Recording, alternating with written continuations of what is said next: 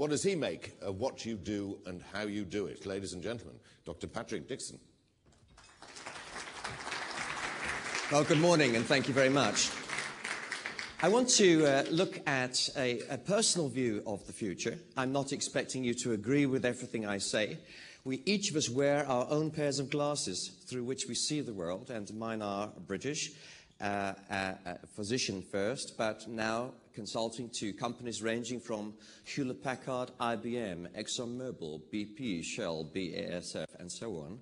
So these are my glasses, and I'm going to give you a view. But before I do, as a physician, can I say something? I'm deeply worried about some of you in the audience who have your backs to me and are trying to look at the screen at the same time. There is a special medical condition called torticollis, which is when you have to go. So can I suggest that you actually turn your chairs right around so that I don't have to take some of you to the hospital in half an hour? Okay, so just please, you'll need it, because this vision of the future will take less than 22.5 minutes, and we will go all the way around the entire world of petrochemicals and back. And I promise you, sir, unless you turn around your chair, you will miss 3/4 of it. Thank you. Okay. Now, okay, we're ready. Now, I spell the word future, F-U-T-U-R-E. That spells the word future, and the first phase is fast to do with the speed of change. And I don't need to tell you what a challenge that is. The fact of the matter is that many things in your world are changing faster than you can book a meeting. Now, although you're laughing, in fact, I would suggest to you that this is one of your greatest challenges. That just about everything shifts in the world except a petrochemical plant. And just about everything else shifts in the world except petrochemical logistics. And I have been very struck by what is happening. Let me give you an example of how quickly my world changes. I spend most of my life looking at the outer edge of the radar screen here, not the middle. That's for business leaders, for chairmen of boards. No, I spend my time watching on their behalf what is happening on the outer edge. I spend my time looking at wildcards, low probability, but potentially very high impact events, which come crashing into petrochemical strategy, which change your entire world, which in one moment destroy all of your margin. In every one of your businesses, there are over 300 or 400 such wild cards. Each of them has a risk of less than 1% to go off this year. But of course, if you have 300 or 400, that means that statistically, a big shipping company is likely to be hit by 1, 2, or 3 of them every single year on average. What do I mean? Well, here's an example of a wild card, except that this is one that the World Health Organization says is 100% inevitable at some point over the next 10 to 15 years. And I was talking to the person who is responsible for the World Health Organization bird flu strategy just 2 weeks ago. According to the American government, the Americans alone are expecting at some point up to 98 million cases of bird flu in this new form, which nature has not yet made. The issue is this: we can debate about what the death toll turns out to be, and we can debate about whether 2 billion people actually will get infected or not. But one thing is clear: when I've been polling executives around the world, I've seen this, that in the very earliest stages, up to half of all your people will stop going to work. Half of your truck drivers will stay home. Let me just give you an example. And by the way, this is even if we only have 20,000 cases ever in human history. Let me explain. Suppose in Shanghai, 3 weeks ago, there was the first 15 cases. The following day, we found another 15 in Hong Kong, and there was a report that maybe there were 300 in Beijing that we missed for a whole month. The following week, we're getting cases, 10 in New York, 15 in Frankfurt, and 5 in London. Of the London cases, 3 are doctors and 1 is a nurse. 2 of the doctors are dead within 1 week, and the patient recovers. In New York, we find that 3 hospitals are closed. The whole hospitals are closed because they have 3 or 4 patients each with bird flu. The whole hospitals are in quarantine. And the following week, it jumps from 200 cases to 2,500 suspected cases. We're now in the very, very earliest stages of a possible pandemic. And the week after that is this conference here, the EPCA conference here in Monaco. And 3 days before you go, the BBC is now reporting that we have cases in over 75 cities. There are now 1,300 suspected cases in London alone. And I want to ask you a question. Put your hands up if you would still have got on a plane and come here. Thank you. I've just shown you something that's really important. Because I want you to ask yourselves how many of your hauliers would have turned up to take their trucks across Europe yesterday morning. The answer is maybe 50%.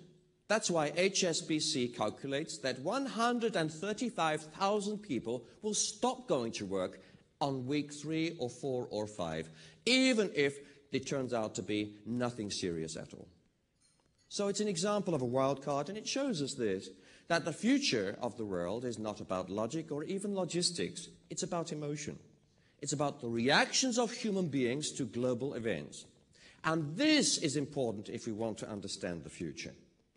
And I'll give you an example of it. Here is a video which was produced to sell a game on TV, a TV ad.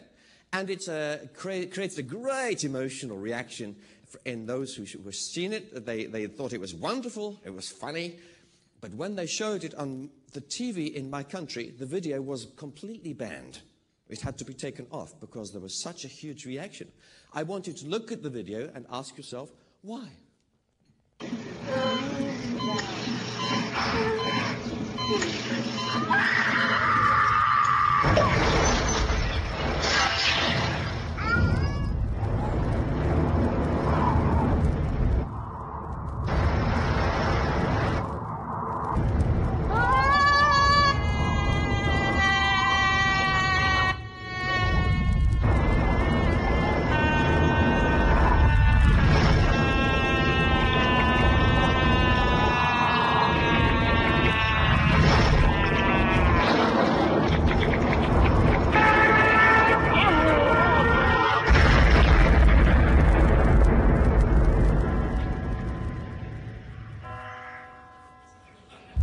Okay, well,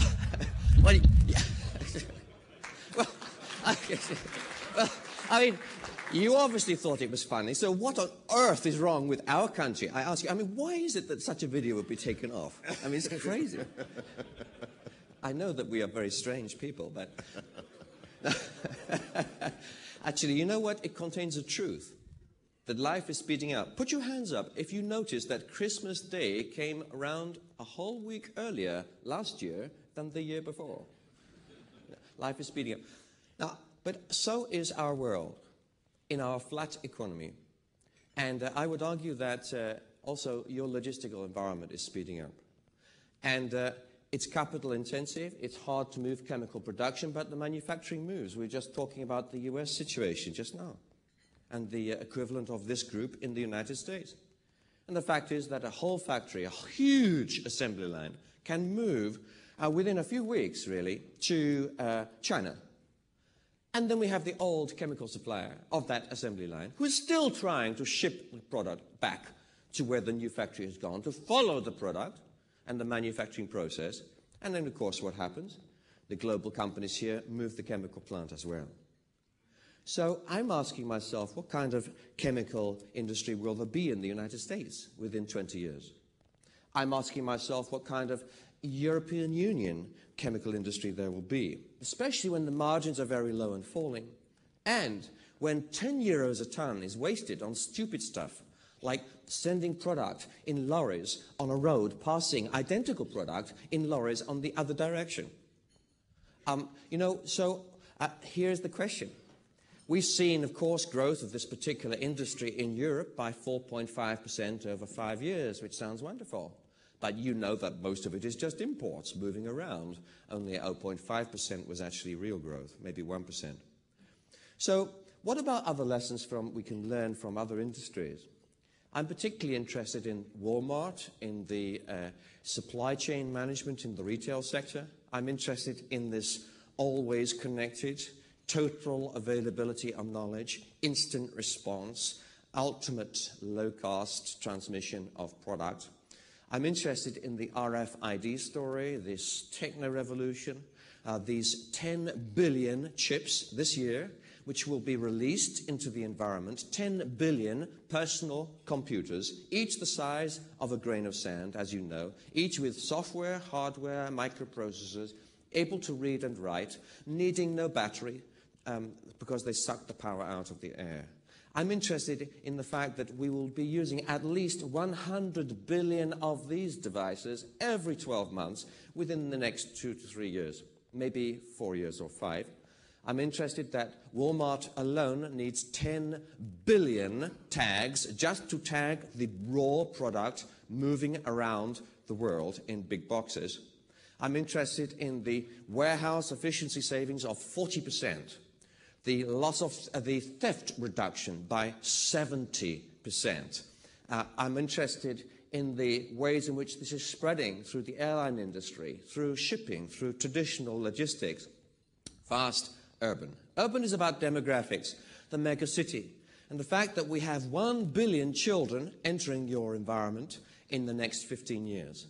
It's the biggest shift in manufacturing demand for chemicals that we have ever seen in the world. I'm interested in the fact that, of course, most of this growth is happening in terms of consumers in only 2 countries, India and China, and the rest is in Africa. I'm interested in the way in which China will begin to source its own low-value bulk products locally within its own manufacturing processes. And I know that some people here think that you will go on surviving by sending highly specialized chemical products into China, despite the fact that it takes 3 weeks to get it there or more. And I wonder how long this will continue. In fact, can I ask for a show of hands? Put your hands up if you think this statement could be right, that within the next 10 or 15 years, China could start to match most people in this room on both price and quality and beat you on speed. Put your hands up if you think that statement could be right. Okay, it's at least half of you. Well, that should be worrying to us, especially if we are throwing money right down the drain on logistics. Now, if only this was the reality of fast roads, but of course within the EU, whether you are a Chinese person importing into EU or whether you're a British person making in the UK to go to France, we have a challenge. And yet I'm also impressed by the low cost of moving things around on the sea and the fact that a Chinese exporter can get to any port in Europe for the same price, and for the same price can stop at 10 different places with their ship for almost no additional cost. I'm interested in, and we'll come back to this particular issue in a minute, of shipping. I'm also interested in the chaos there is in the road haulage sector. I'm shocked when I've discovered that only the largest road haulier has only 2% of the market. It doesn't surprise me to find that every person I've spoken to in the last 24 hours has told me, yes, it's true, the logistics problem is a nightmare. And as I say, carrying empty load in one direction and a full load in the other makes no sense. And carrying the identical product both ways across the motorway also makes no sense. And whether we've got 1.5 trillion tons of movements a year, congestion increasing and the rest, this is a big challenge. Fast urban tribalism is the most powerful force in the world today. It's more powerful than atomic bombs or the entire military might of the United States Army, Russia, China and the rest. Tribalism is what makes me and you. Tribalism gives us culture, team, nationality, community, identity. The EU will be dominated by tribalism on the one hand, universalism on the other. We all want to be the same and we all want to be different. But within logistics, I see loads of tribalism, and tribalism reigns. I see crazy things where it's becoming quite difficult to persuade companies to actually work together. I'm seeing challenges in terms of collaboration, challenges in terms of creating product exchanges, challenges in terms of actually sorting out long-term shipping contracts, which would give all kinds of savings. Now, of course, I'm not saying that the petrochemical industry in Europe will die. That would be ridiculous. We know that low-value bulk product will always be sourced locally. We know there will always be just-in-time issues for other specialist product. We know that. But I'm asking about the longer-term trend, the bigger future. And and I'm asking about some of these practices which I suggest to anyone outside of the petrochemical industry. They look last century, they look restrictive. Fast, urban, tribal, universal. We have 15 chemical companies represented here who, between you, own 98% of all the chemical tons moved in the European Union. The other 4,300 do a little bit. I'm interested in your view. How many do you think we will have? Will it still be 15 big ones, or will it be less? Put your hands up if you think it'll be significantly less than 15 big companies in the next 15 years. If you think there will be a big consolidation, significant consolidation amongst these 15 in the next 15 years, put your hands up. Now put your hands up if you think we will see less than 10 large players within 15 years. Put your hands up. Okay. Now, obviously there are issues here, but actually some of these logistical challenges might become a little simpler, it seems to me, if there were fewer players. And certainly we've got chaos with 4,000 extremely differentiated tiny companies. And chemical products, I suggest, are going to become even more commodities than they are, with global pricing, global integration into complex processes, and liquidity, of course, will remain a challenge. I'm interested in the fact that, I'm just comparing, we were just talking about this just now, the US prices and the EU prices for moving the identical product 3,000 kilometers is ridiculously different. In fact, 300 kilometers is different. You do it in the US for $12 a ton less than we do it in the EU. I still can't quite understand all the reasons why. Something is to do with railways, but something is to do with air. It seems the Americans actually make the raw product, they deliver it somewhere, and they leave as late as possible the final manufacturing process.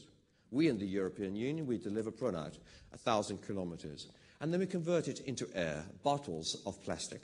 And then we drive those bottles of plastic 2,000 kilometers to go fill them up with water. And then we move the bottles themselves all over the world. Now, I'm just saying, it just looks odd from the outside perspective. It looks messy.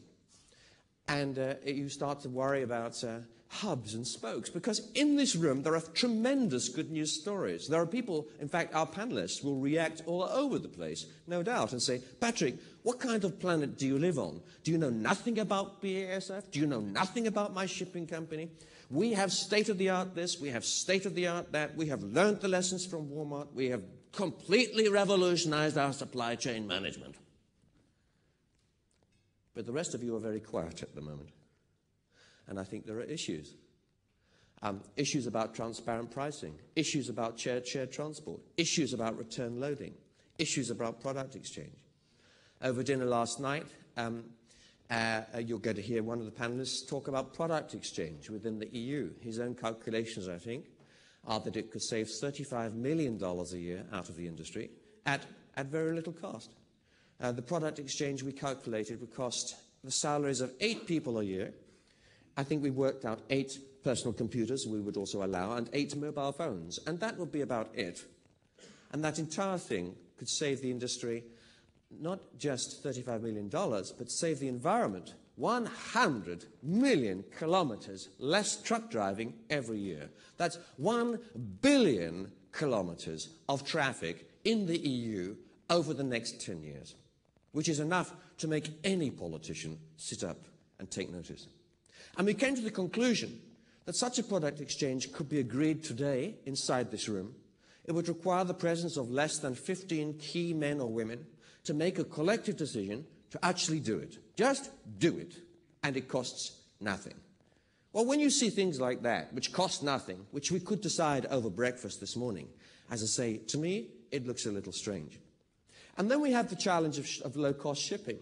And we have here one of the world's biggest hauliers in terms of shipping containers who will be taking part in our panel. And I'm delighted to have had the privilege of talking to him about the incredible efficiency of water transport. And the fact that it costs him, it costs you more to move a container 120 kilometers than to move it from my home in London to China, apart from getting it to the port. Now, to most people outside, you of course know this, but to those outside the chemical industry, this raises a huge question for me, especially when I understand that 50% of all the containers on his ships are empty when they go back from the UK to China.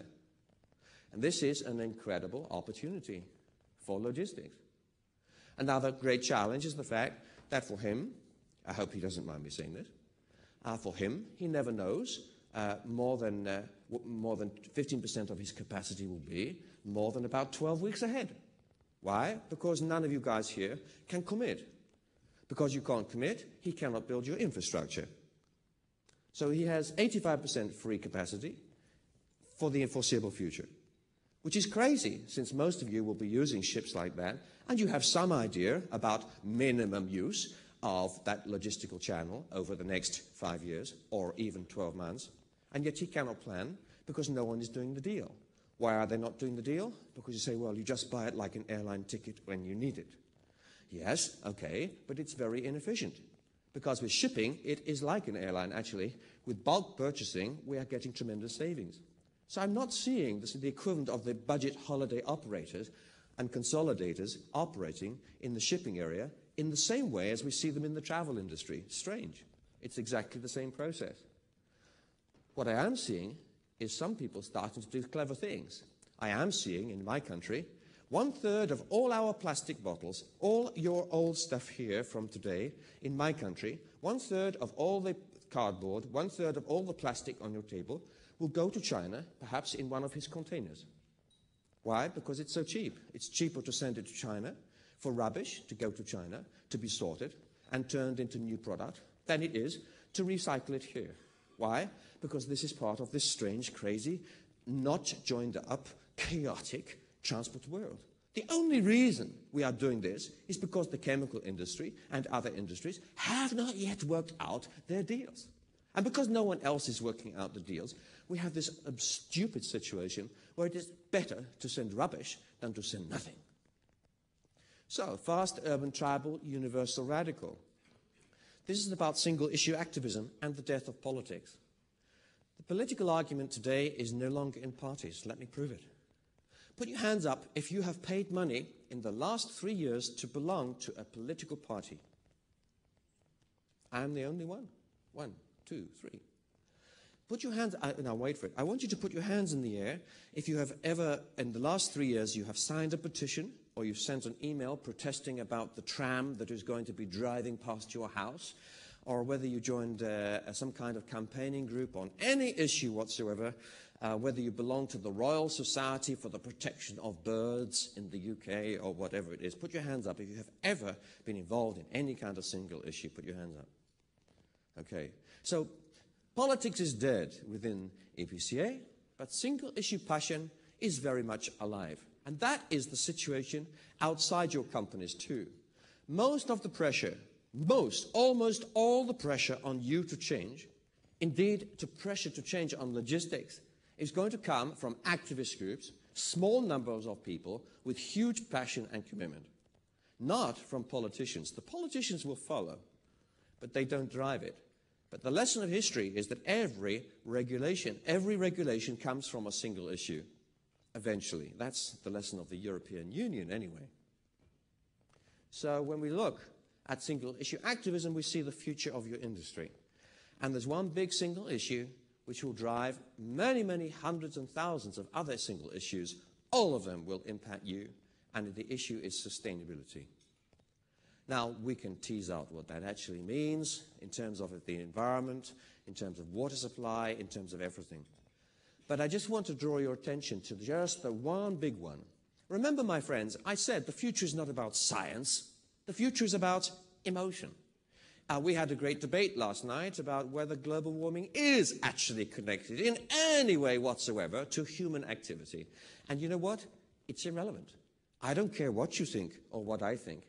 The only thing that matters to your industry is what does the rest of the community think. Because if the rest of the community starts to make a connection in their minds between the possible destruction of our planet through global warming and your activity through the stupid use of trucks going past each other carrying identical product, then you come under pressure. And I think that there will be hundreds of examples of this in terms of carbon use, energy use, and the rest. And it will be very, very difficult to resist demand for change. We have seen nothing yet. We are in the very first hour of the first day of the global warming debate. The United States is busy shifting policy at the moment, faster than George Bush would acknowledge. California has already switched, New York has already gone, and Al Gore is doing his best. I flew here on water power, by the way. My jet was water powered, and my computer is running on solar.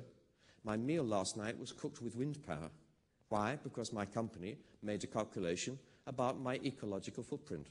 And I worked out that I would have to spend myself, to offset all my flying, quite a lot of money to invest in hydroelectric plant in New Zealand to buy me personally a carbon credit, which costs about 12 euros per tonne. It's not very much. Fast, urban, tribal, universal, radical. How do we live in this crazy world?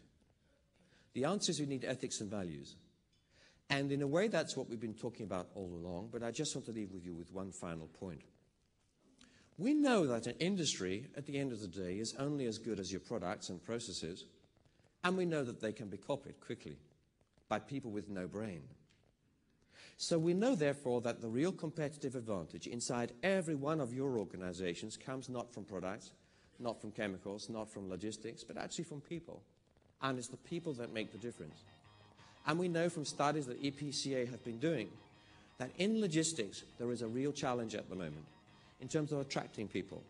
I teach at London Business School, and it is rare to find someone who's doing an MBA and you ask them what they want to do at the end, and they say, oh, I'm going to go into logistics.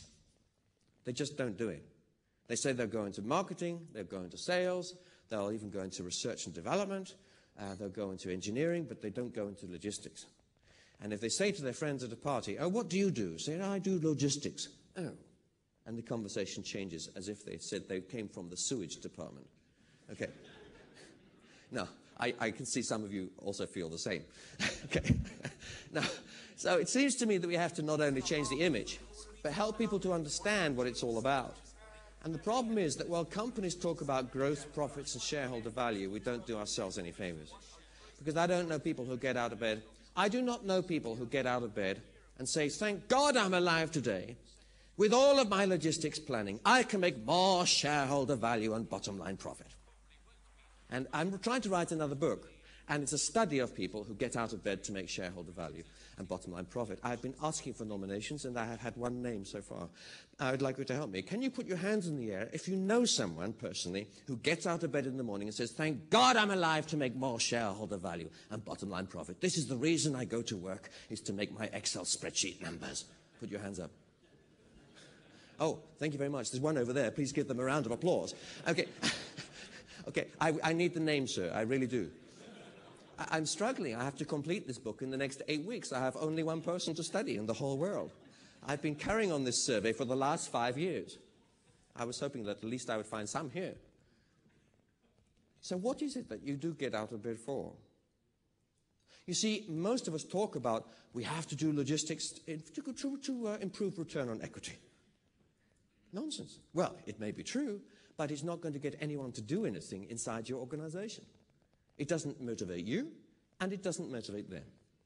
So if we are going to help logistics to happen, I suggest to you we have to find a way to connect with the passions people have, which are bigger than that, and their passions for other things. Let me show you their passions for themselves, but their passions for something else as well. Put your hands up if in the last year you have had a personal conversation with a friend or a family member about how to find a better kind of balance between these different parts of life, work, home, children, everything. Put your hands up if you had a conversation about work-life balance. Have a look around.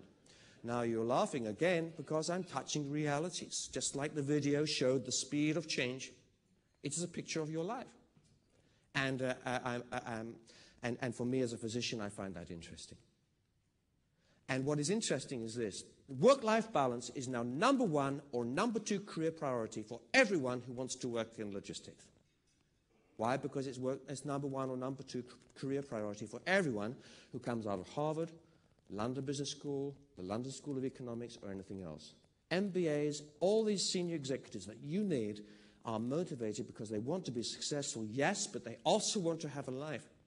Which means that actually we need to be advertising, come to us to get a better work-life balance, come to agility for a work-life balance and stimulating life and a good pay package and a good team.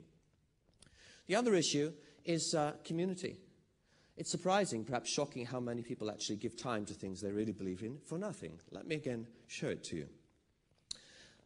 Wait for it. I'd like you to put your hands up if in the last 2 years or 3 years you have given time to something that you were not paid to do, you didn't have to do, but you wanted to do. It could be that you shook a tin for the tsunami disaster. It could be that you helped out at your children's school. It might be that you did the accounts of a small not-for-profit organization for AIDS orphans. It might be that you helped walk the neighbor's dog on a weekly basis because she is 90 years old and she's sick. Whatever it is, it might be that you help out in the local church, as I do, or in a synagogue or a mosque, whatever it is. But if you have given time to things that you really believe in the last 2 years, now is the time to put up your hands. Have a look around. My goodness, you see passion. And I will learn more about Rick. I'm not going to ask you, don't worry. I will learn more about Rick. You as a whole table here will learn more about Rick, I guarantee, in 3 minutes by asking him 2 questions than you will learn in 30 years working with him in NPRA. And the 2 questions are this. I'm not going to ask you, but what is it that you do, you give time to, and what's the story? Why this organization? Why this person? And out will come something which is so personal, it may even bring tears to your eyes or to him, because you will touch his passion, and you will understand what he will be doing long after he has retired. You will understand what his children may also be committed to as well, because these stories often go deep. Now, my friends, this passion is in this room, and it's a passion for community. That's why you give time, and some of you don't give time because you haven't got time at the moment, so you outsource it, and you make a donation, and someone else gives the time. I have one final question, and then I'm finished. I want you to put your hands in the air if in the last year you've had a passionate conversation about the war in Iraq in one way or another. The war in Iraq has troubled you in some way and you've had a strong conversation with someone about what should happen next. Put your hands up now. Now, put your hands up if you know someone personally who lives in Iraq or is fighting in Iraq or connected personally in Iraq in that way. For the rest of you, it's none of your business. It's nothing to do with you, but you are passionate about it. And my friends, this is the secret of understanding the passions in terms of connecting with your mission, understanding the future destiny of your business, the pressure you will come under in the chemical industry, and also how to attract the best talent. Because, my friends, you have shown me that within this community, there is huge passion for yourselves, yes, for the wage packet and the rest. But there is a huge commitment to family and relationships, which is really important, not just to you, but to your shareholders, to everyone who works for you, for your shippers, your hauliers, and for everyone who criticizes you in the media when they do. There's a passion about family and work-life balance. There's a passion about community and improving things in the area where you live, which is what the volunteering is about. And finally, my friends, there's a broader passion, a crazy, irrational passion, to connect with things which are nothing even to do with us, who will not touch our personal lives, but are something to do with tomorrow's world for the whole of humankind. And that includes things like environment. Now, these passions touch us in different ways, but there is passion here in this room. And I said the future will be about that. The future is about emotion. And when you can connect logistics with a good news story about building a better world, then you will win the war for talent. When you start talking to individuals and you say, listen, this is not just, my friends, about bottom line profit and return on equity. Logistics is a moral issue. It is an ethical question, which is whether it is right to use up 100 million kilometers of road space every year for no reason whatsoever. That's a moral question. And your job, sir, as our new person heading up logistics, is to find a moral answer. An answer which works for our shareholders, but also for our customers. It works for the men and women and the children who live in the streets where we drive our trucks. It works for the health and safety of people who otherwise get killed when these trucks collide and they spew toxic waste. It works for the environment in general, and it will help the whole of humankind. And my friends, I believe that this theme of building a better world is an inescapable one for us in the petrochemical industry. And you will find that every argument on health and safety, environment, cost, benefit, and the rest will come back down to this. Is this the best way to use the limited resources that we have? Or can we find a better way, which is also just as profitable and helps us all to feel that the future will be a better place to live in?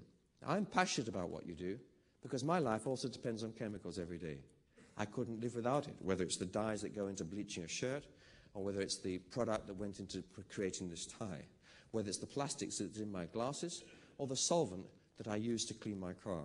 So I'm totally committed to chemicals, and I feel passionately that the chemical industry has had a difficult time justifying why it's necessary to have a chemical industry for a better world. We need to explain to people that our future, our prosperous, safe, healthy and dependable future depends on an effective, efficient chemical industry that is cautious and careful about resources, that has effective logistics, as a good employer and has a great future. So in summary, the European chemical industry needs to reform in order to prevent major decline. The solutions are complex. The supply chain is often old-fashioned, restrictive and lacks innovation. I believe there's a major opportunity to reduce costs and to improve customer service by radical changes to supply chain, but this will require industry-wide cooperation within this room in partnership with government. Thank you very much.